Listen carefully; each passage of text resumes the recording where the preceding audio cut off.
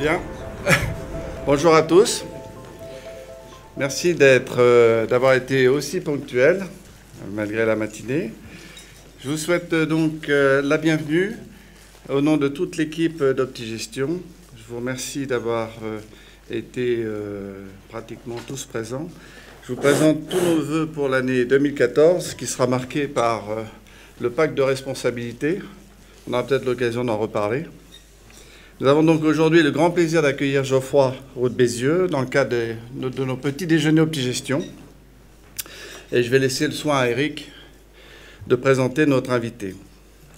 Mais auparavant, j'aimerais vous dire quelques mots sur la société qui a fêté ses 25 ans d'existence l'année dernière. Alors, nous avons aujourd'hui 300 millions d'encours sous gestion et nous ne gérons que des clients privés, essentiellement. Nous avons créé l'année dernière un cabinet de courtage, Optigestion Courtage, qui est présent avec nous aujourd'hui, et qui est dédié à la commercialisation des contrats d'assurance vie. La Banque Martin Morel, ici présente, est notre partenaire historique en tant que dépositaire de nos valeurs et offre une gamme complète de services à l'ensemble de nos clients qui le souhaitent. Nous avons actuellement au sein de l'équipe 11 personnes, dont 6 gérants, qui ont en moyenne 20 ans d'expérience. Ils sont à votre disposition et ils sont dédiés à la gestion des actifs de nos clients et se rendent disponibles également pour proposer toute une palette de services patrimoniaux, notariat, secrétariat à domicile, fiscaliste et autres. Nous sommes actuellement présents en France, mais nous développons pour 2014 des accords avec des partenaires en Belgique et en Suisse afin d'accompagner un certain nombre de nos clients qui ont choisi de changer de résidence. Je voudrais, pour terminer, partager avec vous et avec Jacques trois parties. Une première sur les valeurs, la deuxième sur notre mode de fonctionnement en termes de gestion, et le troisième, la gestion à proprement parler.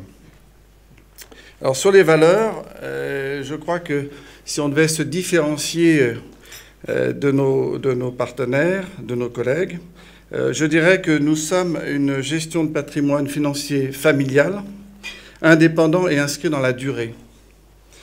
C'est-à-dire que les gérants chez nous s'inscrivent sur une durée très longue avec nos clients. Donc il n'y a pas de rotation de personnel. Nous partageons des valeurs d'intégrité très importantes. Elles le sont pour nous et elles le sont pour nos clients. Nous avons beaucoup de plaisir au niveau de l'équipe à travailler ensemble. Et c'est ce qui nous rend, je crois, plus efficaces et plus en réactivité par rapport à nos clients. Alors, un point très important, c'est que tous nos intérêts sont alignés avec ceux de nos clients, car nous investissons une partie significative de nos patrimoines personnels dans nos actions et dans les fonds. Donc, nous partageons les mêmes risques et, j'espère, les mêmes performances avec nos clients. Nous sommes très disponibles, nous avons une très, très grande disponibilité à nos clients. Et notre équipe est réduite aujourd'hui. C'est ce qui nous amène à déléguer tout ce qui est du domaine patrimonial fiscal à des experts extérieurs pour se concentrer sur notre cœur de métier qui est la stratégie d'investissement et la sélection des actions. Je voudrais que Jacques puisse nous en parler. Merci à vous tous d'être ici. Alors, juste 2 mots sur nos principes fondateurs en gestion. Nous pensons, pour être simple, qu'ils se résument à 2 mots, le discernement et l'ouverture au monde. Alors, le discernement, dans le petit Robert, il est écrit un jugement sain, d'une part, et clair. Alors, sain, je crois que c'est important, à une époque où les marchés sont tous emportés par le consensus, c'est-à-dire ce que pense tout le monde. Les marchés sont très moutonniers. Et de ce fait, quand on est sain dans le jugement, on reste attaché à des variables tangibles que l'on peut vérifier. Ça, c'est le premier point. Clair, je pense que c'est important aussi en ce sens qu'il n'y a pas de bonnes décisions sans des hypothèses qui sont clairement énoncées. Donc c'est la clarté de l'hypothèse et du diagnostic qui permet, je pense, de prendre une décision de bonne qualité. Alors, l'ouverture au monde, pour en dire un mot, c'est une évidence, en ce sens que la mondialisation aujourd'hui affecte nécessairement toutes les entreprises qui veulent performer. Donc on est obligé d'être ouvert au monde, et ceci nous conduit très naturellement à admettre que nous allons déléguer ce que nous ne savons pas faire. Car il y a beaucoup de choses que nous ne pouvons faire parce que c'est soit trop loin, soit trop compliqué, soit ça nécessite des caractéristiques que nous n'avons pas. Je pense notamment à la gestion obligataire. En gestion obligataire, il faut une puissance de feu, et nous n'avons pas cette puissance de feu. Donc nous déléguons intégralement la gestion obligataire en choisissant les OPCVM les plus appropriés chez des acteurs de marché qui ont pu prouver dans la durée leur qualité de gestion. Pour les pays émergents, c'est la même chose. Ce sont des gestions très, très difficiles, très pointues, où il faut une présence sur place. Et de ce fait, nous déléguons aussi la gestion dans les pays émergents. En revanche, le reste, nous le faisons nous-mêmes, et nous nous fondons sur quelques principes. Le premier, c'est que nous aimons beaucoup les marchés qui ont de la croissance. Un marché qui a de la croissance, c'est un marché qui garantit à tous ses acteurs une progression. Une progression en général de son chiffre d'affaires, mais aussi de ses marges. Donc nous, nous intéressons plus spécifiquement aux leaders sur des marchés en croissance. Alors l'intérêt du leader, c'est très simple. C'est que vous prenez un budget de recherche. Vous devez développer un nouveau produit. Bon, le budget de recherche, il est le même pour tout le monde. Le coût de ce nouveau produit en développement, il est le même pour tout le monde. Mais si vous avez deux sociétés, une qui a 50% de part de marché et l'autre qui en a 25%, eh bien, rapporté au chiffre d'affaires, le coût de ce budget de recherche est de peut-être 2% pour le second, et à ce moment-là, il n'est que de 1% pour le premier qui fait le double de chiffre d'affaires. Donc, l'impact relatif sur le chiffre d'affaires est toujours réduit du fait de l'existence de cette position de leader. Vous prenez un autre exemple, la publicité par exemple. À budget publicitaire constant, vous allez avoir le leader qui va toucher 2 fois plus de clients, puisqu'il a 50% de part de marché, que le second qui n'en a que 25%. Donc à coût égal, vous allez avoir une efficacité doublée. Donc nous sommes très intéressés de choisir en général le leader sur un marché en croissance. Bien évidemment, nous nous intéressons à d'autres paramètres, notamment l'investissement, et notamment les marges et le dividende. Le dividende en dit long en fait sur la qualité de la gestion de l'entreprise, car il est très difficile pour un chef d'entreprise de réduire son dividende. En revanche, un dividende qui s'accroît régulièrement est l'expression d'une très saine gestion et d'une très saine santé de l'entreprise. Voilà pourquoi nous sommes sensibles à l'évolution régulière du dividende. Alors, ce que nous ne faisons pas, il y a des choses que nous ne faisons pas parce que nous ne voulons pas les faire, pas uniquement parce que nous ne pouvons pas les faire. Et ce que nous ne voulons pas faire, ce sont tout ce qui est dérivés complexes, produits structurés. Donc ça, nous n'en faisons pas du tout. Et nous gérons 3 OPCVM et les portefeuilles de nos clients sont essentiellement constitués désormais d'OPCVM pour des raisons fiscales, car c'est ce qui permet indéniablement aujourd'hui de ne pas subir plein pot la fiscalité, mais au moins de repousser dans le temps l'impact qu'elle aura, et donc de mieux bénéficier des aspects positifs de la capitalisation. Parce que si vous avez un portefeuille qui continue à capitaliser, vous avez une base sur laquelle s'exprime la performance qui reste large. Alors que si vous ne cessez de réduire cette base du fait de la fiscalité que vous subissez chaque année, eh bien, vous avez une performance qui, étant égale, s'exprime sur une base plus faible, et de ce fait, vous avez une croissance moindre en valeur absolue. Alors, nos 3 OPCVM, ils sont essentiellement actions. Nous avons un OPCVM en action monde, un OPCVM action européenne, et un OPCVM qui, lui, a une vertu et une vocation patrimoniale.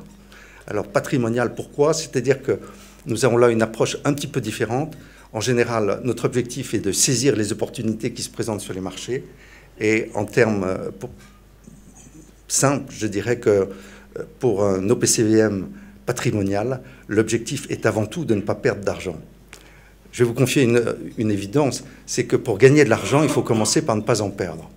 Bon, c'est évident, Mais aujourd'hui, le CAC 40 est au même niveau qu'en 98, il y a 15 ans. Depuis 15 ans, il est monté 35% au-dessus, il est descendu 45% en dessous du niveau actuel, et ceci à 2 reprises. Bon, c'est ce qui nous a conduit à penser que les vertus de la prudence avaient du bon. Certes, elles coûtent un peu à court terme, parce qu'il est parfois frustrant de ne pas bénéficier de la totalité de la performance d'un marché, mais c'est cette prudence, c'est le fait d'être toujours alerte sur le risque pris qui permet aussi de réduire les baisses lorsque celles-ci se présentent et de ce fait de maintenir sur le long terme une performance meilleure. Un petit geste patrimoine, juste pour vous en dire 2 mots, sur 5 ans, à une performance annualisée de 6%, avec une volatilité qui est de 7,5%. Et pour ne pas dire son nom, c'est un fonds qui bat le référent dans sa catégorie, qui est Carmignac Patrimoine, depuis plus de 3 ans. Voilà, je vais passer la parole à Eric, qui va nous présenter notre intervenant d'aujourd'hui.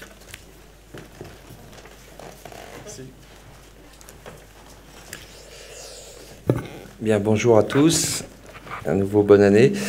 Donc, pour ceux qui ne connaissent pas encore Geoffroy Roux de Bézieux, ce que l'on peut dire sur lui, c'est qu'il est marié, il a 4 enfants, il a créé effectivement plusieurs milliers d'emplois, et il mène à la fois une activité d'homme d'affaires, mais également une activité citoyenne et humanitaire. ESSEC, Dauphine, L'Oréal, il a créé en fait sa première société qui s'appelait The Phone House, pour ceux qui s'en souviennent, qu'il a monté jusqu'à 100 magasins et ensuite qu'il a revendu à un groupe anglais. Suite à cela, il repart dans une nouvelle création. Il crée Omea Telecom et donc lance ce qu'on appelle un opérateur mobile alternatif et convainc Virgin de s'associer avec lui. Et donc, il crée Virgin Mobile. Donc, Virgin Mobile, c'est 1,8 million de clients, 560 millions d'euros de chiffre d'affaires, plus de 1000 emplois directs. Il est administrateur également, par ailleurs, du groupe Peugeot, Paro, et investisseur dans de nombreuses sociétés. Il vient de créer un fonds, enfin, en 2009, Isaïe, il nous en dira peut-être un mot. Donc, il a investi dans des affaires comme IMS, seloger.com, Micromania, etc. Nocibé. Au niveau de ses activités, de ses engagements bénévoles, Geoffroy a été le président de Croissance Plus. Vous connaissez cette association des entreprises à forte croissance. Et il est partie des commissions Attali sur la croissance, président de l'UNEDIC jusqu'en 2012. Et donc, depuis juillet 2013, il est vice-président délégué au MEDEF, trésorier, en charge de l'économie, de la fiscalité, de l'innovation et du numérique. Il a également fondé une fondation caritative. Alors, les grands thèmes qu'on va avoir, je vais lui laisser tout de suite la parole. En fait, oui, au passage, Geoffroy, on peut dire qu'en trait de caractère, c'est un homme courageux, pragmatique. C'est vraiment, s'il y avait un mot qu'il fallait qu'il caractérise, et Dieu sait si on en a besoin en ce moment, direct, qui a de l'expérience. Et donc, il nous dit souvent, je me souviens, puisqu'on était adhérent à Croissance Plus, que finalement chaque acteur de la société civile doit consacrer un peu de son temps pour son pays. Hein. On a tous des activités très importantes, mais si chacun n'y consacre pas un peu de son temps, ben, ça sera quand même difficile et du coup vous entendrez toujours messieurs Besancenot ou Mélenchon à la télévision. Donc il fait beaucoup de pédagogie, Geoffroy, il va souvent dans les médias, il était encore hier soir sur BFM pour commenter le pacte de responsabilité, il fait de la pédagogie au Parlement, et Dieu sait s'il y en a à faire. Voilà, donc l'actualité est très riche, Xavier vous l'a dit. On va avoir fin janvier les assises de la fiscalité. Le pacte de responsabilité est lancé. On lui demandera son avis, tout frais. Savoir effectivement où en sommes-nous sur le plan fiscal. Est-ce qu'on est vraiment dans l'enfer fiscal? Peut-on en sortir, Geoffroy? Comment? Et quelles sont les propositions du MEDEF sur la fiscalité des entreprises? Quels sont vos principes? On a vu que vous aviez mené un combat très important pour éviter la taxe sur l'EBE ou la taxe carbone. Quels sont, finalement, êtes-vous plus en faveur d'une réduction des charges ou d'une baisse des impôts, ou les deux? Et s'il faut choisir, quelle est la position là-dessus. Voilà, et puis à titre personnel, ça nous intéresse beaucoup dans cette salle, et on fera en sorte que... on coupera les micros. Au niveau de la fiscalité des personnes, on aimerait beaucoup connaître ta position personnelle. Voilà. Cher Geoffroy, je te laisse la parole. Je te remercie infiniment d'être venu. Ton agenda est très chargé. Il devra nous quitter à 9h40. Et l'idée, c'est qu'on lui pose un maximum de questions. Merci. Merci. Bonjour à tous. Alors, juste un mot sur ma biographie. Je préfère entrepreneur à homme d'affaires. L'affaire, ça fait des bonnes et des mauvaises affaires. Entrepreneur, même si Newsweek dit que le mot n'existe pas en français, c'est quand même plus ce que j'essaye d'être. Bon, d'abord, un petit mot pour féliciter Optigestion, parce que le timing de ce petit déjeuner est remarquable.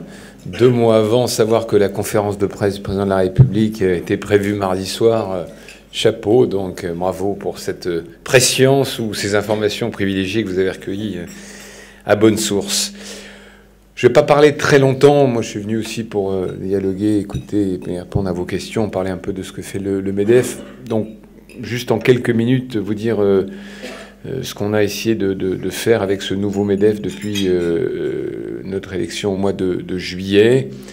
Et puis, un petit mot, effectivement, sur l'actualité et sur ce qu'a dit le président de la République hier. Donc, quand on a créé cette nouvelle équipe, quand j'ai rejoint Pierre Gattaz, et un mot pour dire que je l'ai fait, bon, alors que la compétition était encore ouverte, dans un souci, je dirais, de responsabilité, parce que je sentais qu'on avait besoin d'avoir un MEDEF puissant, une parole unie, et que, je dois dire, l'heure des querelles internes, alors qu'il y avait très très peu de différences, j'allais dire, idéologiques ou programmatiques entre Pierre Gattaz et moi, nécessitait plutôt une forme d'union sacrée. L'état de nos entreprises, l'état du pays, tout simplement, était tel que les querelles de personnes et d'ego n'avaient plus leur place. On a souhaité un MEDEF recentré sur des fondamentaux, j'allais dire ces fondamentaux. Il y a peut-être une période où des sujets comme la RSE, comme les sujets sociétaux que Laurence Parisot avait mis très en avant étaient certainement des sujets importants. Quand on fait 2, 3, 4% de croissance, il y a du grain à moudre, il y a du partage, il y a des choses à faire. Mais on est arrivé à un point dans notre pays qui est un point, je pense, d'inflexion fort. Pourquoi ? Parce qu'on paye non pas 2 ans de gouvernement socialiste, mais 30 ans de gouvernement de gauche comme de droite qui, à la fin des 30 Glorieuses, ont décidé de continuer un modèle social non finançable par la croissance et de le financer par la dette. Bon, l'inflexion, vous la connaissez tous, c'est la première crise pétrolière de 1974. La moyenne 74 de taux de croissance est à 3,8 ou 3,9, je crois. Donc 3,9 de croissance, ça permet d'augmenter les salaires, ça permet d'augmenter les prestations sociales, et ça permet tout simplement de financer le modèle qui a été mis en place après la guerre. Et puis, à partir de 1974, on tombe en dessous de 2, pour tomber malheureusement depuis 6 ans proche de 0.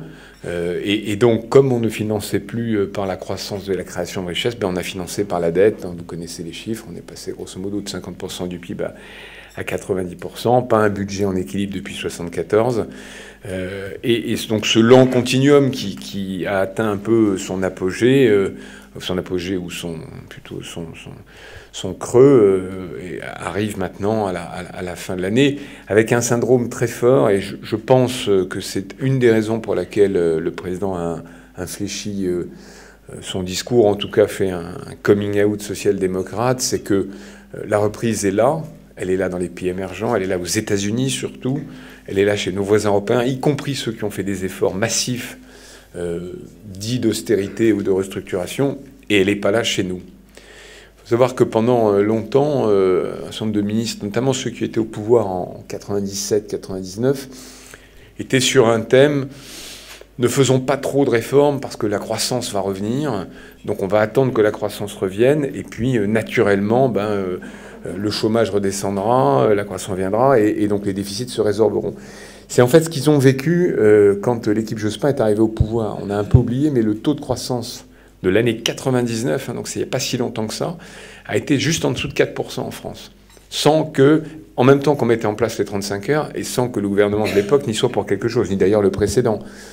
Il y a eu à la fois avec la bulle Internet, donc un espèce de regain de confiance des investisseurs, et puis le fait qu'à l'époque, le système français faisait qu'on pouvait faire une reprise européenne sans une reprise mondiale.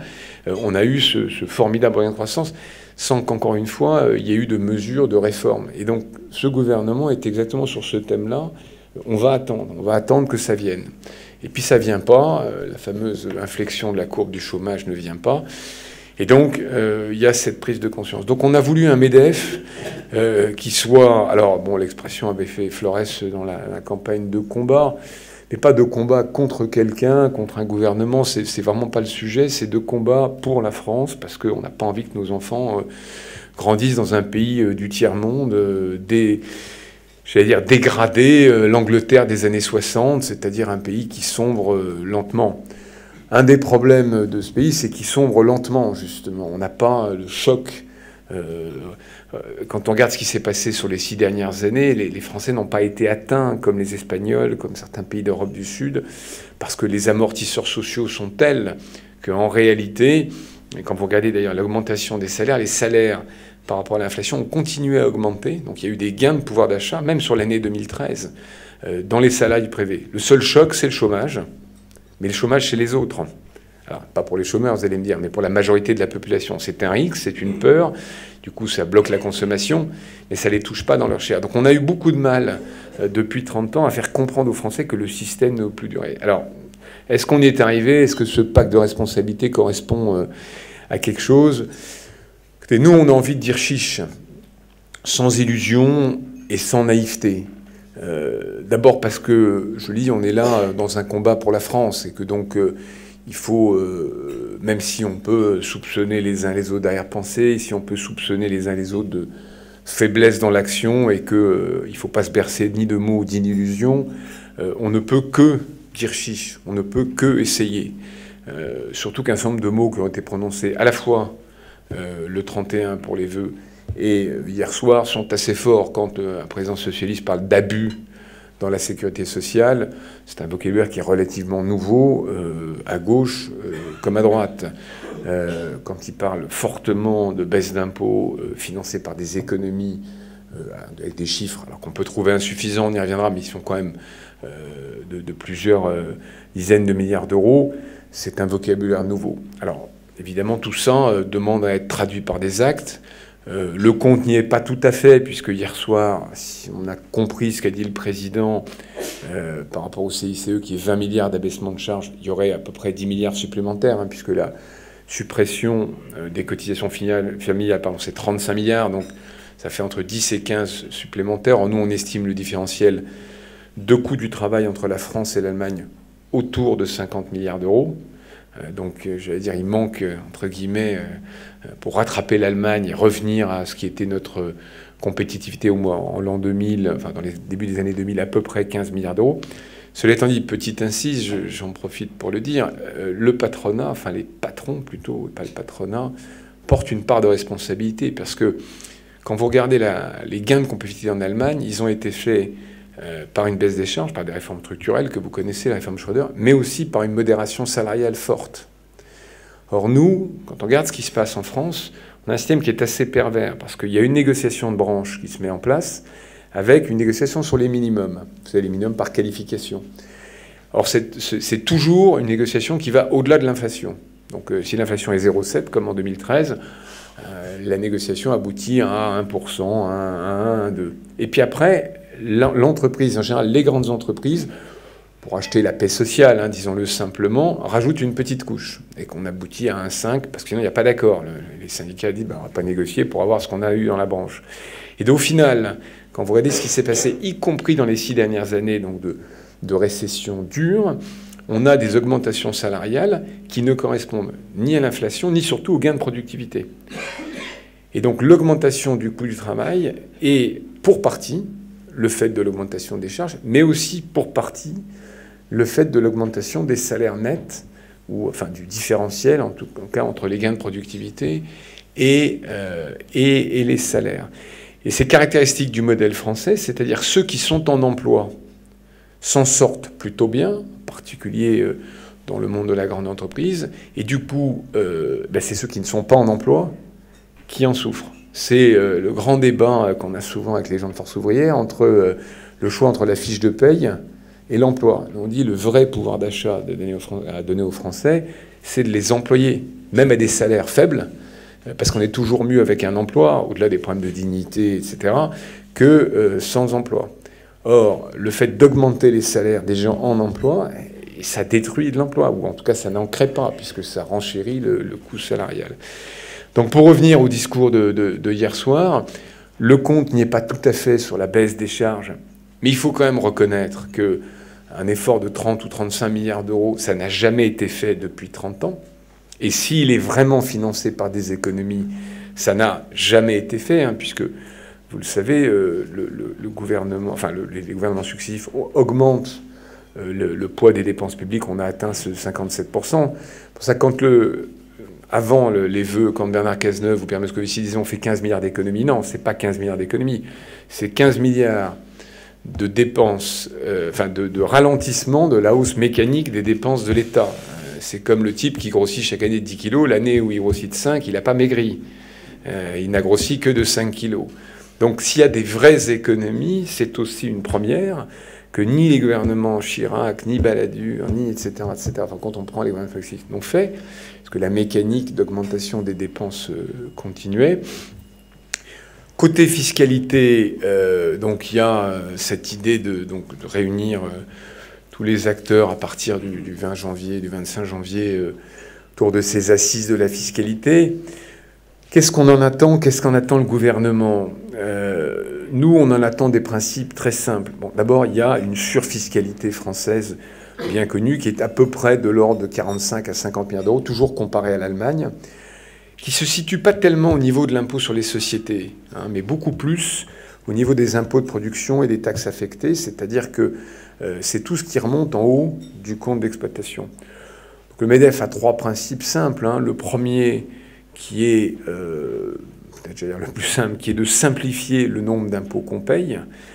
Il y a 147 taxes affectées, diverses et variées, avec des assiettes parfois très compliquées à calculer et des coûts de collecte qui quelquefois atteignent un pourcentage élevé du montant collecté. Vous connaissez tous l'écotaxe. Bon, l'écotaxe a été arrêté, mais une des critiques qu'on pouvait faire, au-delà du fait qu'elle était probablement pas très vertueuse dans la manière dont ça est constitué, c'est qu'elle coûtait à peu près 20% de frais de collecte. Et ce sujet des frais de collecte n'est jamais abordé, d'ailleurs, du point de vue de Bercy. Qu'est-ce que ça coûte à Bercy de collecter? Comme du point de vue de l'entreprise, quel est le nombre de jours hommes ou d'heures qu'un chef d'entreprise, en particulier de PME, prend pour calculer l'assiette ou le coût de son expert comptable, à quelle que soit la manière dont il fonctionne. Donc, simplification, et dans la simplification, pas de nouveaux impôts et pas de nouveaux seuils. C'est pour ça qu'on a réussi, en 2 temps, à tuer d'une balle dans la nuque, si j'ose dire, le BE qui avait été proposé par Cazeneuve, parce qu'il faut vraiment avoir aucun lien avec l'entreprise pour imaginer, pour concevoir ce nouveau seuil de taxation qui n'existe nulle part dans le monde. Il n'y a pas un pays qui taxe sur le BE. Il n'y a pas un pays qui taxe sur la valeur ajoutée par ailleurs. Donc la CVAE, ce serait un peu le même tarif. Mais on avait inventé, heureusement pas très longtemps, puisqu'il a été présenté début septembre et qu'il a été arrêté fin septembre, mais on avait réussi à inventer, ou ils avaient réussi à inventer, un impôt unique au monde, comme on a les 35 heures et autres spécialités françaises. Donc, pas de nouveaux seuils, pas de nouveaux impôts, et plutôt une simplification. Deuxième principe, le bon impôt, c'est celui qui pèse sur le résultat. Plus un impôt est bas dans le compte d'exploitation, meilleur il est, puisqu'il est variable en fonction de l'activité de l'entreprise. Et donc, typiquement, l'IS est un bon impôt. Alors, non pas qu'on se réjouisse de payer l'IS, mais l'IS, vous le payez que si vous avez fait des résultats. Or, ça veut dire que l'entreprise est profitable, c'est-à-dire qu'elle peut payer de l'impôt, c'est-à-dire qu'elle a la capacité contributive de le faire. Inversement, la C3S qui, par exemple, pèse sur le chiffre d'affaires, la CVAE qui pèse sur la valeur ajoutée, La valeur ajoutée, ce n'est pas un résultat, puisque en fonction des business models des uns et des autres, la valeur ajoutée ne représente qu'un solde intermédiaire. Donc la CVAE n'est pas un bon impôt. Toutes les taxes qui sont assises sur les salaires, sur les investissements, sur le chiffre d'affaires, sont de mauvais impôts. Donc paradoxalement, on est plutôt, nous, pour non pas augmenter, mais renforcer l'IS, peut-être accepter que l'assiette soit moins,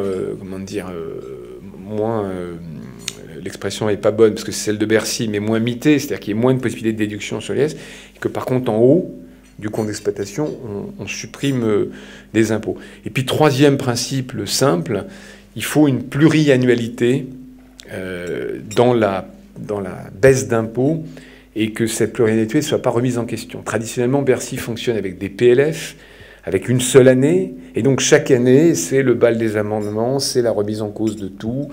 Il y a eu 1222 amendements déposés pour le PLF 2014. Alors heureusement, il n'y a pas 1222 qui sont passés, mais imaginez la vie du chef d'entreprise, en particulier de PME, qui doit faire face à cette espèce de frénésie fiscale des députés. Donc, ce qu'on demande simplement, c'est de nous dire quels impôts on supprime et que la programmation jusqu'à la fin du quinquennat soit respectée. Autrement dit, si par exemple on obtient la suppression de la CVAE, c'est à peu près 15 milliards d'euros, la CVAE, mais on dit il reste 5 ans, enfin il reste en l'occurrence pas 5 ans, mais 4 ans, 4 PLF, c'est 15 milliards divisé par 4, enfin c'est pas forcément comme ça que ça se fera, mais et donc chaque année, on sait à l'avance quelle est la baisse d'impôt qu'on aura, ce qui permet à un chef d'entreprise, quand il embauche, quand il investit, et c'est vrai pour le patron de grande boîte qui construit une usine, mais c'est vrai pour le gars qui achète un camion pizza pour faire les marchés. Il sait à l'avance comment il va être taxé dans les 4 prochaines années. C'est de ça dont on a besoin, c'est prévisibilité et stabilité. Donc c'est les 3 principes de base avec lesquels on rentre dans ces assises. Là aussi, sans illusion, sans naïveté, mais en saisissant, j'allais dire, la main tendue par le gouvernement, parce qu'on n'est pas là pour faire de la politique, parce que quel que soit notre avis de citoyen sur d'autres sujets, on est là pour essayer de faire que ce pays redevienne une force économique, on est là pour que nos enfants grandissent dans un pays qui soit en croissance et en croissance forte, et non pas pour être là dans un pays qui s'écroule lentement. Voilà, je m'arrête là, et puis je vais prendre, j'espère, des questions, des remarques, des commentaires ou des critiques. Non, c'est juste une remarque. Le CICE, c'était 6% cette année. Donc, non, c'est 4 cette année et 6 l'année prochaine. Ou 6% l'année prochaine. Donc on va passer de 6 quelque part à 5,4, on est d'accord? Non, c'est pas ça qu'on a compris, nous. Ah. Enfin, là, c'est un peu technique, mais... Non, mais... Enfin bon, bref, on a fait quelques échanges avec l'Élysée avant et après. Ce qui a été dit hier soir, sans être trop technique, c'est que la suppression des cotisations familiales, c'est 35 milliards d'euros d'allègement de charges. Ce qui est très significatif, quand même. C'est pas 50, c'est pour ça que je dis qu'il manque 15. Et que le CICE serait intégré dedans et transformé en allègement de charges. D'accord? Ça s'additionne? Non. Oui. Ça s'additionne pas tout à fait. Les 6% sont après impôt. CICE, c'est un crédit d'impôt. Les 5,4% se portent sur les salaires. Donc, vous ne pouvez pas les comparer en pourcentage. Ce qui veut dire que, quelque part, on va économiser de l'argent sur lequel on va payer de l'impôt. Donc, le gain, il n'est pas si évident que ça non plus. Parce que non, je crois que... Excusez-moi, mais je crois que vous faites une erreur de raisonnement. Retenez juste un chiffre, 35 milliards contre 20. D'accord ? Ça a été vérifié, ça? Vérifié, non, puisque tout ça, c'est des discours. Donc, rien n'a été vérifié. Bon, et je voulais juste rappeler que les chefs d'entreprise ont eu des augmentations de cotisations sociales énormes sur les 2 dernières années, que ce soit sur les caisses de retraite, si.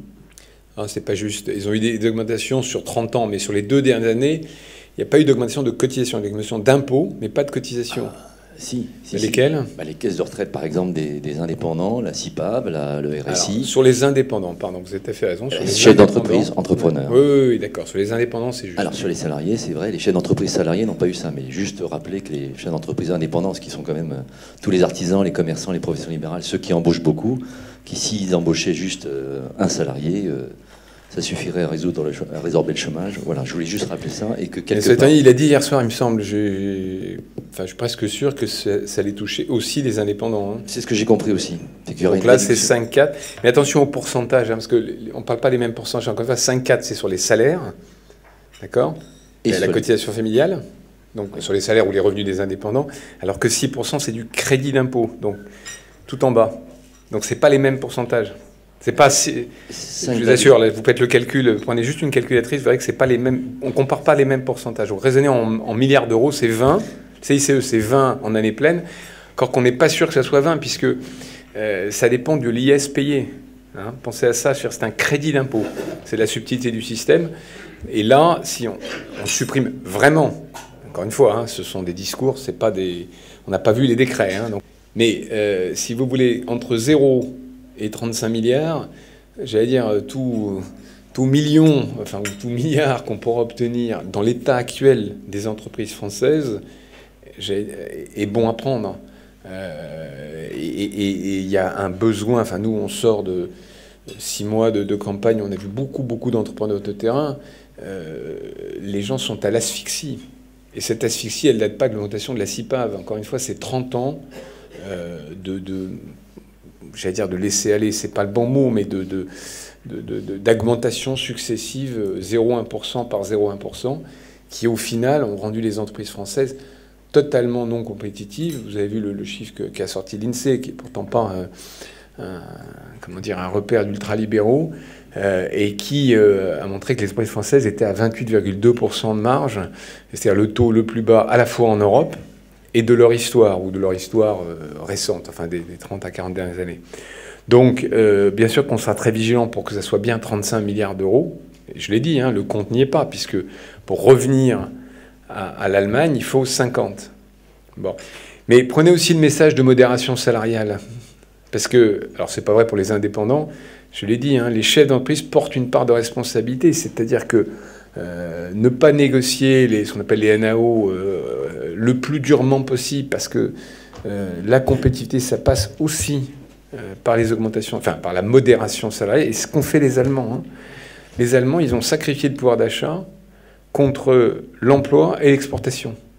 On a choisi un autre modèle. C'est pour ça que la phrase la plus importante hier soir, si elle est tenue, c'est quand François Hollande dit « le plus important, c'est la politique de l'offre ». Parce que là, il ne renie pas simplement sa campagne présidentielle. Si vous voulez, il met, j'allais dire, une balle dans la nuque à Keynes. C'est ça le vrai gros sujet. Parce que qu'est-ce qui était plus keynésien que le gouvernement de Jacques Chirac ? Regardez bien ce qui s'est passé. Hein. C'est pour ça que c'est important de prendre un peu de perspective sur tout ça. On a vécu de relance par la consommation depuis 30 ans. C'est ça qui a détruit l'appareil productif. Et cette relance par la consommation, elle était financée par la dette et l'impôt. Donc, il n'y a pas de mystère, hein, cette politique-là, elle trouve sa fin. Si vraiment on a convaincu ce gouvernement et ses successeurs, parce que malheureusement tout ce qui a été fait en 30 ans ne se défera pas en 4 ans, si on a vraiment convaincu les hommes politiques de droite comme de gauche que ce modèle-là, ce modèle de fuite en avant était un modèle qui ne fonctionnait plus, je pense qu'on aura fait un travail important pour les 2-3 prochaines années, mais aussi pour les 30 prochaines années. Peut-on avoir quelque espoir quant à l'assouplissement du licenciement? Je ne veux pas dire la libéralisation, je ne veux pas employer un gros mot, mais moi je suis chef d'entreprise, on emploie 30 personnes, et quand ça va mal, il faut pouvoir licencier, c'est strictement impossible en France, sauf à 99% à perdre au prud'homme. Alors, bon, le sujet du droit du travail est un sujet assez large, parce que vous avez le licenciement, mais aussi le temps de travail, vous avez aussi l'ensemble des effets de seuil, etc. Bon. Plusieurs commentaires. D'abord, sur le licenciement en particulier, il y a quand même eu un progrès de fait, même s'il ne résout pas tout, qui est la rupture conventionnelle. Aujourd'hui, c'est, je crois, 12 ou 13% des inscriptions à Pôle emploi. Il y a un peu plus d'1 million de ruptures conventionnelles qui ont été passées. C'est honnêtement donc l'équivalent du divorce par consentement mutuel, si j'ose dire, pour notamment les populations cadres, une manière relativement simple de faire. Le seul inconvénient, et il faudrait qu'on y trouve un remède, c'est qu'il n'y a plus de démission. En tout cas, il y a de moins en moins de démissions et du coup, ça coûte très cher. Parce que la réalité, en fait, c'est que la rupture conventionnelle donne droit aux ACDIC, enfin, aux éliminations chômage, et que du coup, il n'y a pas de mystère, c'est l'ensemble des entreprises qui le payent, puisque c'est les cotisations chômage. Donc il y a quand même un petit sujet. Le vrai problème du licenciement, il me semble que c'est le licenciement collectif. C'est-à-dire que dès qu'on dépasse le seuil réglementaire qui est dit, ou 9 en l'occurrence, rupture conventionnelle dans une période de, je crois, c'est de 6 mois, on tombe dans ce qu'on appelle le PSE, hein, donc le plan de sauvegarde de l'emploi, avec des contraintes très fortes. Alors, on a signé un accord, en fait, qui date pas de cette équipe, hein, qui date d'avant, qui est de janvier dernier, pas janvier là, mais janvier 2013, qui fait quand même des progrès, qui est ce qu'on appelle l'ANI dit défensif. C'est-à-dire que, en gros, on dit qu'en cas de difficulté dans l'emploi, dans l'entreprise, et sous réserve d'un accord avec les syndicats de l'entreprise, on peut signer un accord qui met dans la balance le temps de travail, les salaires et l'emploi. Vous avez deux exemples assez forts que vous avez dû voir, qui sont assez significatifs. Un chez Renault, un chez Peugeot, donc un que je connais assez bien, où on a, dans les deux cas, des entreprises en difficulté, alors en l'occurrence une un peu plus que l'autre, des marchés difficiles. Et le deal qui a été passé, c'est on vous garantit, à vous syndicats, alors non pas l'emploi dans le cas particulier, mais le nombre de véhicules produits dans les usines françaises, en échange d'un gel des salaires pendant X années, je crois que c'est 3 ou 4 ans, ce qui est, je reviens sur la modération salariale, un vrai sujet, et en échange d'une augmentation du temps de travail, alors de manière presque un peu paradoxale, chez Renault, ils sont passés de 32 à 35 heures. Bon, donc on n'en est pas encore... Ça résout pas tout. Ça résout pas tout pour deux raisons. Le premier, c'est que ce n'est possible qu'en cas de difficulté de l'entreprise. Or, et c'est très difficile à faire accepter, mais il y a des moments où il faut restructurer une entreprise dans une entreprise qui va bien ou qui n'est pas à l'agonie. Et puis la deuxième chose, c'est que c'est vraiment faisable dans une grande entreprise avec une représentation syndicale relativement constructive, avec des interlocuteurs, etc. Alors ça pose finalement la question de la responsabilité des syndicats. Est-ce qu'on peut avoir des syndicats à l'allemande qui sont capables de passer des deals? Puisque un des secrets du modèle allemand, c'est ça aussi. Hein, quand j'ai parlé tout à l'heure de modération salariale, c'est le fait qu'effectivement, les chefs d'entreprise allemands ont des interlocuteurs qui sont capables de se projeter dans des modèles économiques, qui sont capables de comprendre les réalités, qui sont capables de passer des deals, et qu'on a souvent, en France, des syndicats politisés, des syndicats qui sont dans une logique très corporatiste, qui défendent d'abord les fonctionnaires avant de défendre les salaires du privé.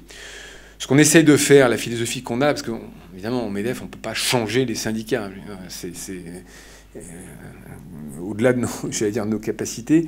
Ce qu'on peut faire quand même, c'est d'essayer de pousser à ce que tous les accords descendent au niveau de la branche d'abord et de l'entreprise ensuite.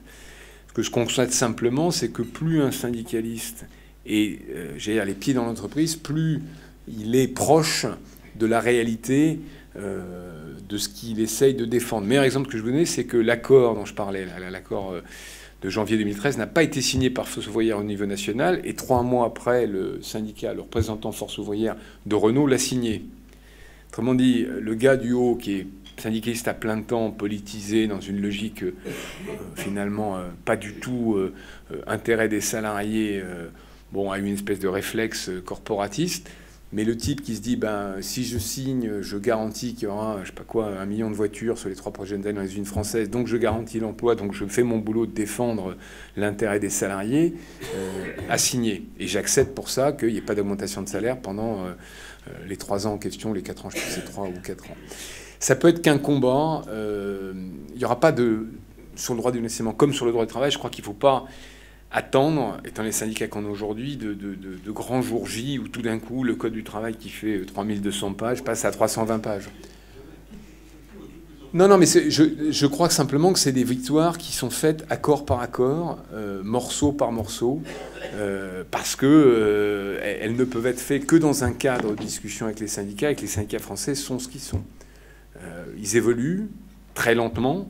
Il y a des gens, quand vous discutez off avec la CFDT, vous voyez des gens qui ont une formation économique, qui comprennent, qui comprennent les mutations des entreprises, qui ne sont pas totalement arc-boutés. Puis vous lisez l'Humanité, enfin, non pas que je lise l'Humanité régulièrement, mais il y a une coupure de presse de dimanche dernier, vous voyez M. Le Pen qui dit moi je propose qu'on abaisse le temps de travail. C'est quand même dingue, hein.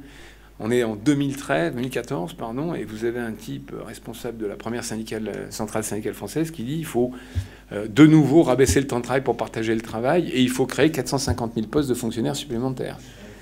Bon, donc... voilà. Mais il n'y a pas d'autre solution que de le faire, j'allais dire page par page, ou enfin peut-être pas page par page, un peu long, mais vous voyez, chapitre par chapitre. C'est-à-dire que nous, ce qu'on va essayer de faire, c'est de prendre les sujets de droit du travail. Donc, on ne veut pas parler de temps de travail, mais on peut prendre ce point-là. On a toujours des contraintes de temps de travail très fortes. 35 heures, mais aussi RTT, personne n'en parle, mais dans les entreprises on va dire de services à valeur ajoutée, toutes les CS2I, etc., les RTT sont un énorme problème.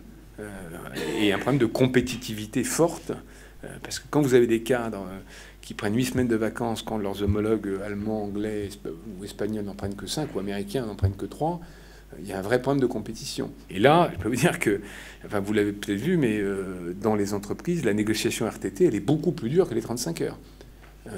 Paradoxalement, hein, les ouvriers de Renault sont prêts à travailler plus et faire des heures supplémentaires, beaucoup plus que les cadres sont prêts à sacrifier leur RTT. Or, c'est un vrai... Dans l'économie de la connaissance, dans l'innovation, on a besoin de chercheurs, on a besoin d'informaticiens, on a besoin de gens qui sont bien payés. C'est un vrai facteur de non-compétitivité. Mais on ne peut prendre les sujets que un par un et chapitre par chapitre en négociant au plus près. On a fait des progrès trop lents, insuffisants, mais on a, j'allais dire, la contrainte de nos interlocuteurs. Cher Geoffroy, est-ce que tu peux nous décrire un peu comment ça se passe avec le Parlement? Comment ça se passe? Est-ce que finalement le MEDEF, vous êtes prévenu en amont? Est-ce que vous avez un rôle de lobbying important? Est-ce que vous devez convaincre les parlementaires? Enfin, il y a la théorie et la pratique. La théorie, c'est qu'on devrait avoir des échanges fructueux, réguliers, et ouverts et transparents avec le gouvernement à bord, puis avec les parlementaires. Bon, la réalité, c'est qu'on a aujourd'hui, sans faire de langue de bois, un contexte très particulier avec un gouvernement et une ligne qui est en train de faire son coming out social-démocrate. Alors encore une fois, hein, ne soyons pas naïfs, soyons prudents, voyons la réalité des actes. Mais je le redis parce que je pense que c'est important qu'on ait ça en tête.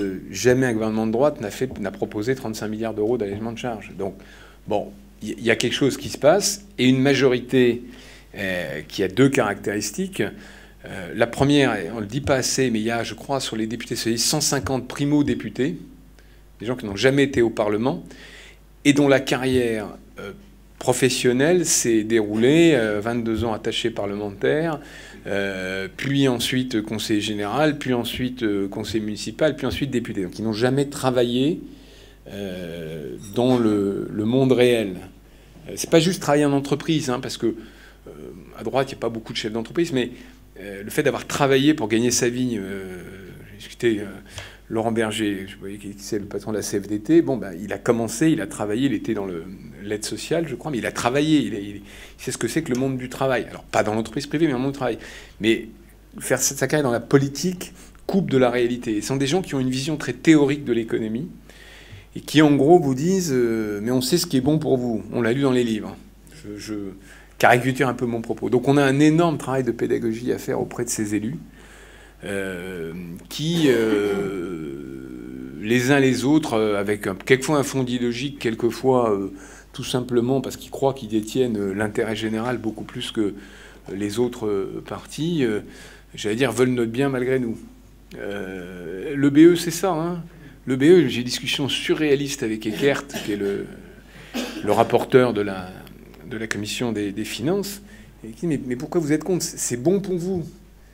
Bien, il y a un moment, si vous voulez, c'est le médecin qui vous dit si, prenez ce remède, je vous assure, vous allez être guéri. Vous dites, je ne le sens pas, votre truc. Mais donc il y a beaucoup de travail, beaucoup de méfiance aussi, parce qu'une des difficultés, c'est pas toujours perceptible. Souvent on dit mais vous n'êtes pas assez combatif, vous devriez être plus combatif, etc. Mais la majorité nous soupçonne toujours, à tort ou à raison, d'être instrumentalisé par l'UMP. Et il est extrêmement important. Et dans le passé, je pense qu'on a commis cette erreur. En particulier, moi je le dis simplement, parfois Laurence Parisot a trop collé au gouvernement précédent. Ça nous colle une étiquette politique. Et du coup, tout ce qu'on propose perd en crédibilité. Donc il est très important qu'on dise, mais on prouve et on démontre que le MEDEF, d'ailleurs les organisations patronales en général, c'est le parti de l'entreprise. Ça n'est pas le parti de Pierre, Paul ou Jacques. Parce que sinon, on rentre dans le jeu qui est le jeu qu'ils connaissent. C'est-à-dire que c'est le jeu politique. Donc si Pierre dit blanc, bah forcément Paul va dire noir. Et là, le dialogue n'est pas possible. Donc on a un gros travail à faire de pédagogie, comme avec les Français, hein, d'ailleurs, de manière générale. Mais d'ailleurs, paradoxalement, j'ai l'impression que les Français sont plus en avance que leurs élus de ce point de vue-là. Et puis, on a un gros travail de pédagogie à faire pour convaincre que ce qu'on propose n'est pas une instrumentalisation politique, n'est pas un piège qu'on leur tend, qu'on n'est pas sur le même plan que les débats au Parlement et qu'on est sur le plan du pragmatisme du chef d'entreprise. Pour ça, d'ailleurs, enfin, j'en profite, si certains d'entre vous ont un peu de temps, dès que vous avez des exemples concrets qui peuvent démontrer avec des cas d'entreprise l'inanité de telle mesure ou au contraire l'intérêt d'une autre, ça change totalement de dialogue. L'EBE, on a fini par avoir la peau de l'EBE avec des calculs très pragmatique. C'est-à-dire qu'à un moment, Pierre Gattaz et moi, on est arrivé et on a montré à Moscovici ce que ça faisait chez nous, mais dans mon entreprise. Il y a un moment, si vous voulez, où il faut essayer de dire, mais on n'est pas contre le BE parce que c'est vous qui l'avez proposé, parce que Copé est contre. On est contre le BE parce que dans mon compte d'exploitation, avant le BE, c'était ça, mais après, si vous supprimez tel impôt, vous le remplacez par le BE, voilà ce que ça donne. Et je ne vais plus investir parce que vous taxez les investissements. Enfin, on a besoin de business case réel pour essayer de convaincre de la bonne foi qui est la nôtre et du fait qu'on est là pour défendre les entrepreneurs et pas pour faire de la politique. Merci. Monsieur le Président, vous êtes en face d'investisseurs. Et pouvez-vous nous convaincre que nous pouvons continuer à investir en France? Nous assistons à la désertification du paysage industriel français. Bien sûr, il y a la question du coût salarial, mais il y a aussi le manque d'investissement, donc le manque d'investisseurs. Alors, il y a des notions comme le dividende, qui est une notion qui a été complètement vilipendée. Est-ce que vous voyez un avenir pour les dividendes des sociétés françaises? Je vais répondre peut-être plus largement que sur le dividende, mais la première chose, c'est qu'il y a entreprises françaises et entreprises françaises. On a quand même une dualité assez forte dans le paysage entrepreneurial français, puisque, grosso modo, il y a une centaine d'entreprises qui sont tournées vers le monde, qui sont les prises cotées dans lesquelles vous devez investir principalement à travers nos amis Eric et Xavier, c'est ça, ou d'autres sociétés moins compétentes. Et puis il y a le reste du tissu entrepreneurial français qui représente 95% des emplois et qui sont beaucoup moins tournés vers le monde. Pour les entreprises tournées vers le monde, je pense que le sujet, c'est pas tellement le terreau français. Vous les voyez toutes, les unes après les autres, je vais dire baisser la voilure en France, ce qui n'est pas une bonne nouvelle. Et donc le dividende de Total ne va pas tellement être affecté par le pacte de responsabilité, en réalité, hein, si je suis un peu pragmatique. Ou à la marge, en réalité. Après, il y a un autre sujet qui est la fiscalité du dividende. Mais, enfin, on ne pourra pas parler de fiscalité individuelle, mais le vrai sujet, c'est est-ce que le terreau des ETI et des PME françaises, d'une part, a une chance de développer, de prospérer, est-ce qu'elle a une chance de rejoindre un jour le SBF 120 ou le CAC 40. J'étais la semaine dernière à Las Vegas. Alors non pas pour y faire ce que vous pouvez imaginer que d'autres y font, mais parce qu'il y a le grand salon mondial de l'innovation dans l'électronique grand public, qui est un truc absolument fabuleux si vous avez l'occasion d'y aller un jour. Et de manière assez paradoxale, alors que Newsweek avait lancé cet article, d'ailleurs assez mal écrit, la semaine d'avant, la France était vraiment le pays qui avait le vent en poupe. deux exemples simples. En couverture du magazine de cette exposition, qui est vraiment une exposition mondiale, vous avez le top de la high-tech mondiale, Asie, Amérique, etc. Vous aviez Henri Seydoux, le fondateur de Parrot. Vous savez, c'est cette entreprise qui fait, entre autres choses, des drones, qui a vraiment inventé le concept de drone grand public. Et il y a deux parcs d'exposition. Il y a les grandes entreprises et les petites entreprises. Il y a un truc qui s'appelle Eureka Park, dans lequel vous avez grosso modo les startups, enfin startups et plus, quoi. Et sur les 200 exposants du parc des startups, vous aviez 40 entreprises françaises. Il y avait plus d'entreprises françaises que d'entreprises coréennes, plus d'entreprises françaises que d'entreprises américaines. On était la première nation exposante. Et d'ailleurs, il y a un moment, si vous voulez, où on est assez fiers d'être français. Quand vous êtes avec, en l'occurrence, Fleur Pellerin, qui d'ailleurs représente assez bien la France, parce qu'elle sait de quoi elle parle bien anglais, enfin, il y a un côté, j'allais dire, une certaine modernité. Vous vous dites, ce pays a des potentiels, ce pays peut réussir, parce qu'il y a une formidable capacité d'innovation, une formidable capacité d'ingénieurs, notamment de développement logiciel. On a une excellence du design du logiciel que l'Amérique, en l'occurrence, nous envie. Simplement, le problème, et c'est très illustré par cette exposition, c'est que vous aviez 40 startups, petites entreprises dans le parc des startups, mais vous aviez que 4 ou 5 entreprises sur 3 ou 4 000 dans le parc des ETI et des PME en développement. Et tout notre problème, il est bien là, c'est de transformer des startups en entreprises ETI et en futures stars du CAC 40. Ce que nous n'avons pas, alors là, on peut passer des heures, mais enfin, vous connaissez en gros les raisons. Une fiscalité individuelle de l'investisseur totalement dissuasive et pénalisante, une fiscalité du capital qui n'est pas bonne, un droit du travail qui se complexifie avec la taille de l'entreprise, etc., etc. Alors, est-ce qu'il faut investir en France? Moi, j'ai envie de vous dire oui quand même. D'abord parce que je suis patriote et parce que je ne peux pas me résoudre au déclin de ce pays. Ensuite, parce que y a aux deux extrêmes des poches d'investissement très intéressantes. Bon, on a des entreprises de CAC 40 qui sont en formidable développement, qui ont le monde comme marché, qui ont compris la mondialisation et qui croient au moins avec la croissance mondiale. Et comme je dis, à l'autre extrême, vous avez une poche, c'est pas le bon mot, mais une sphère du capital risque des entreprises high-tech françaises qui se portent très bien. Tu as mentionné, Eric, le fonds Isaïe qu'on a créé avec Pierre Kosciusko-Morizet, donc qui investit dans des startups de l'Internet depuis 2009. Alors, on n'a pas encore fait de sortie, mais on a un portefeuille de startups extrêmement prometteuses et les dossiers qu'on voit passer sont de très, très grande qualité. Alors, ça ne paye pas de dividendes, la startup. Mais je peux vous dire que ma petite expérience d'investisseur, j'ai gagné beaucoup plus d'argent en prenant des risques avec du capital risque qu'en investissant dans le CAC 40. Puis c'est peu rigolo quand même.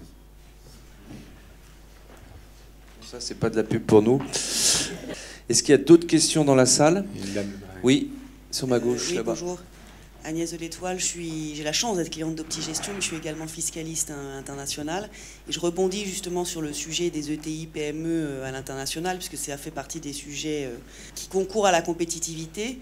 Et comme vous êtes en charge de la fiscalité, je voulais savoir si le MEDEF avait un programme ou des idées ou avait l'intention de mettre le sujet de la fiscalité, alors plutôt internationale, au cœur des débats sur la compétitivité des ETI, PME à l'international. Qu'est-ce que vous avez la fiscalité internationale? La comparaison internationale de la fiscalité ou... Non, je ne sais pas, améliorer la fiscalité internationale, améliorer la situation des entreprises françaises. Qu'est-ce que vous appelez la fiscalité internationale? Parce qu'il y a une fiscalité par pays, il n'y a pas... Enfin... Oui. Non, mais je ne sais pas, favoriser l'export, enfin essayer de faire quelque chose pour que les entreprises françaises petites puissent effectivement être compétitives à l'international. Je ne suis pas sûr, il y a des gros problèmes de fiscalité dans ce pays, que ce soit individuel ou d'entreprise. Je ne suis pas sûr que le cruel manque d'entreprises exportatrices soit un sujet de fiscalité, très honnêtement. C'est un sujet de compétitivité globale, c'est un sujet de culture. Il y a une chose qui était frappante, hein, je reviens à la semaine qu'on a passée aux États-Unis. La grande force des Américains dans la tech, c'est aussi d'avoir un marché intérieur de 350 millions d'habitants, totalement unifié, qui fait que quand on lance une innovation et qu'elle marche, elle a tout de suite une échelle très forte. Prendre un exemple très simple, hein, parler de quelqu'un que je connais bien, Pierre Kosciusko-Morizet, qui a monté Price Minister. On a fait un énorme succès et un leader français devant eBay, devant tous les Américains. Mais il a été que français parce que son marché, c'était 60 millions d'habitants. Et qu'aller recréer Price Minister, et il l'a essayé dans d'autres pays d'Europe, c'est à chaque fois une recréation d'entreprise, avec de la fiscalité différente, un droit du travail différent, une langue différente, quelquefois une culture différente. Son équivalent qui se trouve être d'origine française, qui s'appelle Pierre Maillard, qui a créé eBay, un peu avant lui, pardon, en a fait un leader mondial parce que dès le départ, il avait ce formidable marché américain qui est totalement unifié sur le plan législation, et puis beaucoup plus simple par ailleurs, et que du coup, il a pu exporter derrière. Donc on a quand même un problème de marché intérieur, marché intérieur au sens européen du terme, assez fort. Moi, je l'ai fait pour Phonehouse. Enfin, quand vous créez une entreprise, ou quand vous développez, c'est pareil, hein, une ETI, chaque marché nouveau en Europe est presque une recréation d'entreprise. Parce que vous vous heurtez à une législation qui n'est pas la même. Le droit du travail est des années-lumière entre les pays, la fiscalité est totalement différente. Alors c'est vrai que c'est la France qui se singularise souvent par sa complexité. Donc au MEDEF, on milite beaucoup pour une intégration fiscale dans un premier temps et droit du travail dans un deuxième temps européenne, avec quelques points d'ancrage, en tout cas des points de rapprochement. On a créé un groupe de convergence entre le BDI, qui est le MEDEF allemand, et le MEDEF pour essayer de commencer par une convergence franco-allemande, ce qui est déjà un premier pas. Si l'Allemagne et la France s'alignent en taux d'IS, si l'Allemagne s'aligne en taux de charge sociale, on aura déjà, j'allais dire, donné une direction générale. Voilà. Après, enfin, vous connaissez le sujet, hein, 65 milliards d'euros de déficit commercial, c'est probablement quelques centaines de milliers d'emplois, donc de richesses, à côté duquel on passe. Il y a un vrai sujet culturel aussi. Hein. On est un peuple de paysans, pas un peuple de marins. On aborde moins le grand large. Globalement, la culture du chef d'entreprise française est une culture qui n'est pas toujours tournée. Mais ça, c'est le plus dur à traiter, puisque, comme tous les problèmes culturels, ça se traite par l'éducation, ça se traite... Enfin, c'est un combat de 50 ans, pas un combat de... Et puis, je suis pas sûr que le MEDEF est complètement, j'allais dire, Enfin, on n'est pas là non plus pour coacher individuellement les chefs d'entreprise. Enfin, c'est compliqué. Hein. Encore une fois, je n'ai pas parlé de Las Vegas à chaque fois, mais une des choses qui a bien fonctionné, c'est qu'il y avait une conférence commune entre UI France, Fleur Pellerin et le MEDEF qui parlait d'une seule voix, faisant taire, j'allais dire, nos bisbilles internes et nos discussions fiscales pour représenter la tech française, ses innovations, ses startups, etc. Donc, de temps en temps, on arrive à trouver, j'allais dire, l'intérêt général. Mais je reconnais volontiers que c'est epsilonesque. Il nous reste un peu moins de 10 minutes pour respecter l'agenda de Geoffroy. Une question, Geoffroy, qui reste entre nous, parce que sur la fiscalité des personnes physiques, quels sont, toi, à titre personnel... Ça reste pas entre nous. Hein. Bon, donc c'est pas entre nous. Non, mais on a un sujet évident en France qui est l'ISF. Bon, on peut en parler des heures et des heures. Hein. C'est d'abord une machine à détruire les ETI. Vous le savez, Pierre Gattaz cite souvent un très bon exemple hein, dans le secteur qui est le sien. Quand son père a créé l'entreprise, il y avait une cinquantaine d'entreprises patrimoniales en France et une cinquantaine d'entreprises patrimoniales en Allemagne. Il y a toujours les 50 entreprises patrimoniales en Allemagne et il n'y a plus que lui et un de ses concurrents en France. Pourquoi ? Parce qu'on le sait très bien, dans les entreprises patrimoniales, il y a le sujet de la famille, justement, qui n'est pas toujours employé parce qu'il faut prendre des gens compétents et qu'il y a des gens qui ont d'autres vocations et qu'on paye des dividendes. Soit on paye des dividendes pour payer l'ISF et à ce moment-là, on assèche l'entreprise au-delà de ce qui est raisonnable, soit on ne paye pas de dividendes et à ce moment-là, les gens vendent leur part pour... financer l'ISF, pour financer l'imposition au sens large, mais en partie l'ISF. Et donc, les entreprises patrimoniales partent. Or, on sait très bien que le segment ETI, c'est un segment qui a besoin de capitaux patients, de capitaux familiaux. Alors, c'est pas pour opposer les entreprises patrimoniales aux entreprises détenues par des fonds, mais globalement, l'expérience prouve que le système d'entreprise patrimoniale est souvent un système qui permet un développement dans la durée. On était à Lille lundi, au MEDEF de Lille. Bon, vous connaissez toute la galaxie des entreprises du Nord et en particulier du système mulier, on voit bien que ça fonctionne très bien quand on a, j'allais dire, une génération pour développer l'entreprise. Qu'est-ce que le MEDEF peut faire? Bon, à part, vous avez vu que Pierre, assez courageusement, il s'est fait un peu tacler, avait comment dire, mis les pieds dans le plat à l'université d'été. Je ne sais pas si vous vous souvenez, ça avait une petite polémique avec le patron de Total. Bon, c'est pas un sujet, comment dire, MEDEF en termes de légitimité. On est là, enfin, on a des adhérents entreprises. C'est pas les patrons qui adhèrent individuellement, c'est les entreprises. Donc, j'allais dire, normalement, c'est pas un sujet qu'on discute. Et puis le contexte politique s'y prête probablement pas. Même si la droite n'a pas eu le courage de supprimer l'ISF, on voit mal la gauche le faire. Ça n'empêche pas, j'allais dire, au fil de l'eau, à chaque fois qu'on a l'occasion de le faire, pour répondre à une question, mais publique, hein, parce que je crois qu'il ne faut pas avoir peur de le dire, de remettre une couche en espérant qu'un jour, quelqu'un comprenne. Juste peut-être une petite remarque pour dire que sans supprimer l'ISF, il y a certainement des choses à faire de manière peut-être plus discrète, enfin pas discrète, mais en tout cas moins médiatique, sur tous les systèmes autour de Dutreil, des holdings animatrices, etc. Où, pour ceux qui utilisent ce type de système, il y a quand même des complexités très fortes et qu'on peut peut-être... par décret, sans passer par le Parlement, améliorer les choses. Donc on a essayé de commencer un travail de ce côté-là. Bon, voilà, donc je rêverais comme vous qu'on supprime l'ISF, au moins sur les actions, enfin sur l'investissement productif, parce que...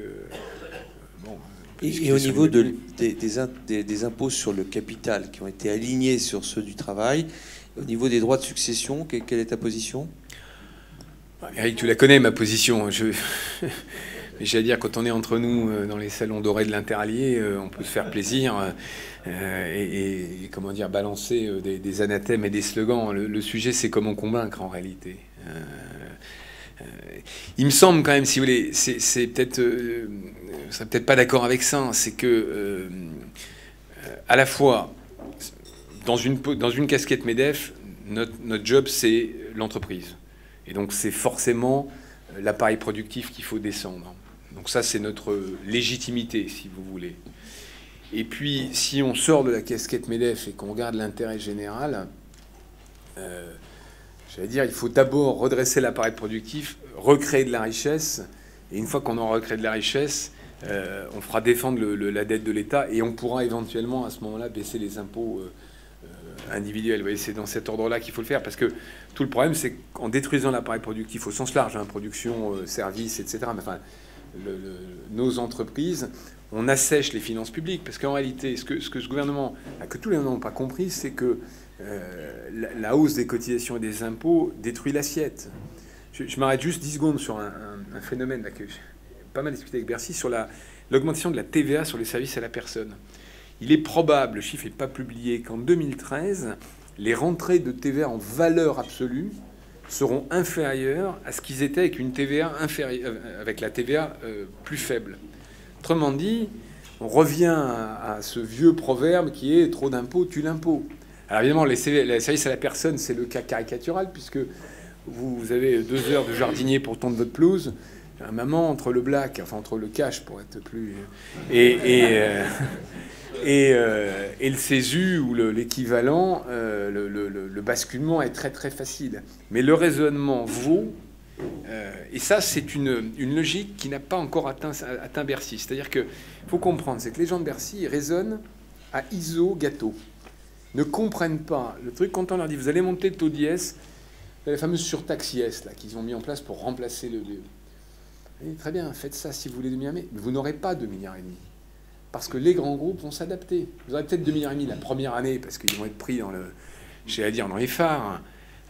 Mais les grands groupes vont s'adapter.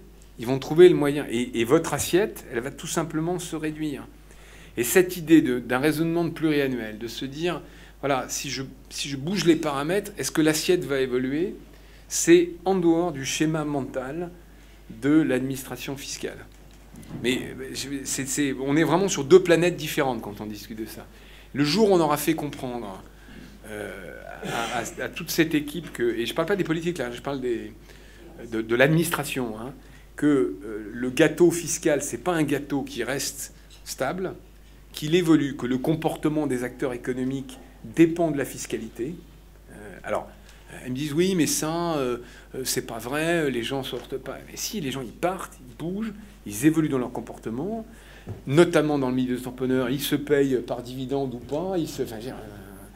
Je suis sûr que vous avez tous des exemples autour de vous. Et ça, c'est un message très difficile à faire passer et qui est pourtant fondamental parce que le raisonnement assiette et taux, il change totalement la vision qu'on peut avoir de la fiscalité. Bon, mais je ne pense pas avoir convaincu aujourd'hui. Comme vous parlez des droits de succession, vous aviez très justement dit, le taux c'est de convaincre. Comment ont fait les Italiens, dont je crois que le taux de droits de succession est de 3%, et surtout les Suédois, qui étaient vraiment un pays socialiste, dont les droits de succession étaient ramenés à 0? Il faut regarder quand même la fiscalité globale, hein. Je crois qu'en Suède, elle reste quand même relativement élevée, parce que je crois qu'ils sont juste au-dessus de nous, avec le Danemark. Et bon, en Italie, ce que je comprends, il y a quand même diverses manières de... je ne sais pas comment le dire. Enfin, disons que le système... Enfin, juste peut-être conclure sur une pirouette, mais ça, vous devez le savoir. C'est vrai qu'on continue à emprunter à des taux ridiculement bas, qui... justement, vous dites que ça n'a pas duré longtemps, c'est ce qu'on entend depuis 5 ans. Et pourtant, comme disait Galilée, elle continue à tourner. Hein. Et je pense qu'une des raisons, je finis par une petite provocation pour vous faire sourire, mais j'en ai discuté avec un certain nombre de gens dans les agences de notation, c'est la qualité, entre guillemets, de notre administration fiscale du point de vue du recouvrement de l'impôt. C'est-à-dire que la vraie différence entre la France et les pays d'Europe du Sud, c'est que quand, au bémol de ce que j'ai dit sur les assiettes, mais je parle plutôt de fraude, d'évaporation, etc., quand l'Italie décide d'augmenter d'un point tel taux, on sait très bien qu'il rentre que la moitié.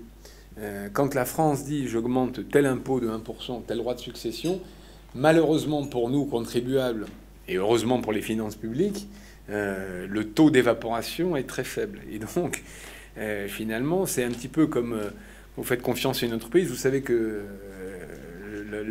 la machine Bercy sait faire rentrer l'argent, donc elle a la capacité à rembourser sa dette. Bon, je suis désolé, mais j'ai un engagement à 10 heures. Merci de votre attention et bon courage pour vos investissements. Bien. Eh bien, écoutez, on remercie vraiment infiniment Geoffroy. Et on vous donne rendez-vous, en tout cas, pour notre prochain petit déjeuner, qui, a priori, se fera au 2e trimestre avec Denis Père, donc, dont on parle pas mal. Voilà. Donc, si vous avez des questions, nous sommes à votre disposition. On vous remercie vraiment de votre présence aujourd'hui. Et on vous dit à bientôt. Et puis, à nouveau, une bonne année à tous.